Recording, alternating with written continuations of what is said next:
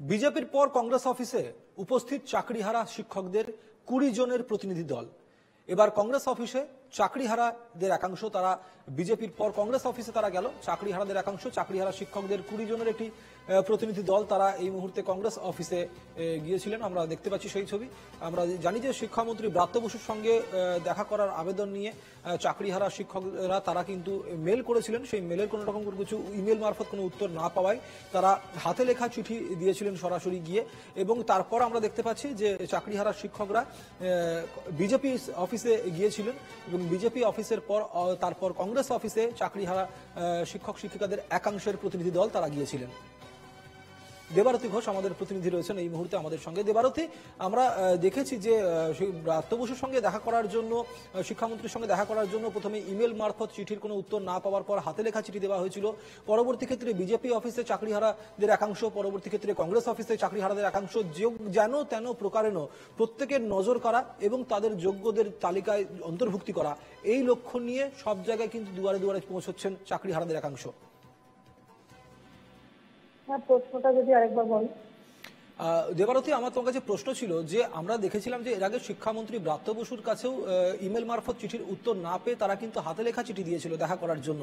পরবর্তী ক্ষেত্রে আজকে আমরা দেখেছি যে বিজেপি অফিস, তারপর কংগ্রেস অফিস, অর্থাৎ যেন তেন প্রকারেণ যোগ্যরা যেন তাদের পুনরায় তাদেরকে বহাল করা হয় পদে, সেই কারণের জন্য কিন্তু তাদেরকে বিভিন্ন জায়গায় আমরা যেটা দেখছি, তাদের সমস্ত চেষ্টা দেখছি আমরা। কংগ্রেস অফিসে তারা গিয়েছিলেন, সেখান থেকে যাওয়ার পরিপ্রেক্ষিতে তারা কি বলেছেন শুনবো।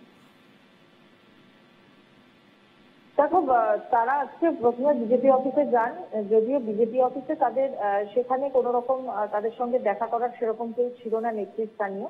কংগ্রেস অফিসে এসে পৌঁছেছেন এবং সেটা আগে থেকেই পূর্ব নির্ধারিত ছিল এবং শুভঙ্কর সরকার, কংগ্রেসের প্রেসিডেন্ট এ রাজ্যের, তিনি তাদের সঙ্গে বৈঠক করবেন। আর কিছুক্ষণের মধ্যে বৈঠক শুরু হবে। ইতিমধ্যেই তারা কংগ্রেস অফিসে এসে পৌঁছেছেন। তাদের মূল উদ্দেশ্য এই মুহূর্তে যেটা রয়েছে সেটা হলো তাদের চাকরি বাতিল হয়েছে সুপ্রিম কোর্টের রায়। আমাদের দেশে সুপ্রিম কোর্টের ওপরে একজনের কথাই মান্য হতে পারে, সেটা হচ্ছে রাষ্ট্রপতি।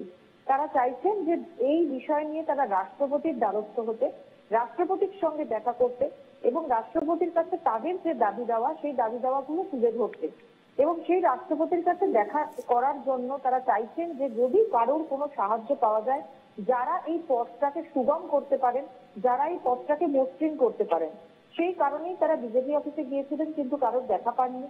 পরবর্তীকালে তারা কংগ্রেস অফিসে এসছেন। তারা চাইছেন এ রাজ্যের যে কংগ্রেসের প্রতিনিধিরা রয়েছেন তাদের মাধ্যমে রাহুল গান্ধী হয়ে, সেই রাহুল গান্ধী মারফত যাতে বার্তাটি প্রেসিডেন্টের কাছে গিয়ে পৌঁছয় এবং প্রেসিডেন্টের সঙ্গে দেখা করে তাদের যে কথা, সেই কথা তারা যাতে তুলে ধরতে পারে, সেই উদ্দেশ্যেই তাদের এখানে আসা। এদিকে হাইকোর্ট তারা আজকে একটি রায় দিয়েছেন। তাদের যে আগামীকালও তারা দেখা করতে বলেছেন। হাইকোর্টের যে অবজারভেশন, সেই অবজারভেশন আমরা ইতিমধ্যেই শুনেছি। আমরা তাদের কাছে সেই প্রশ্ন তুলে ধরেছিলাম।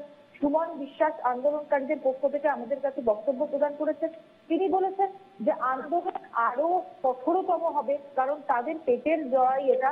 এবং অপরদিকে তারা যে আন্দোলনের পথে নেমেছেন সেখানে শুধুমাত্র দলমত নির্বিশেষে, শুধু দল নয়, দলমত নির্বিশেষে তারা সকলকে পাশে চাইছেন এবং সেই কারণের জন্যই তারা বিভিন্ন রাজনৈতিক দলের কাছে তাদের যে প্রার্থনা, তাদের অনুরোধ সমস্তটা নিয়ে পৌঁছচ্ছেন। এবং শুধুমাত্র দলের পতাকা নিয়ে নয়, পতাকার ঊর্ধ্বে উঠেও যারা এ রাজ্যের বাসিন্দা, তারা হয়তো কোনো রাজনৈতিক দলের সঙ্গে জড়িয়ে থাকতে পারেন, কিন্তু তাদের যে দাবি দাওয়া সেগুলো সাধারণ মানুষ হিসেবে তাদের সাথে সহমর্মী হতে পারেন, মর্মস্পর্শী হয়ে তাদের পাশে থাকতে পারেন, এই আবেদন নিয়ে তারা বিভিন্ন স্তরের বিভিন্ন মানুষের কাছে যাচ্ছেন। এবং সেক্ষেত্রে যদি তৃণমূল অর্থাৎ রাজ্য সরকারের যে দল ক্ষমতাসীন রয়েছেন তাদের পক্ষ থেকেও কেউ তাদের সঙ্গে কথা বলতে চান, তাদের রাষ্ট্রপতির কাছে পৌঁছে দিতে পারেন, তাদের আইনি লড়াইয়ের ক্ষেত্রে তাদেরকে সাহায্য করতে পারেন, তাহলেও তাদের কাছে কোনো সমস্যা নেই। কিন্তু আন্দোলনের ক্ষেত্রটাকে প্রশস্ত করতে তারা এখনো পর্যন্ত বদ্ধপরিকর। ধন্যবাদ দেবারতী।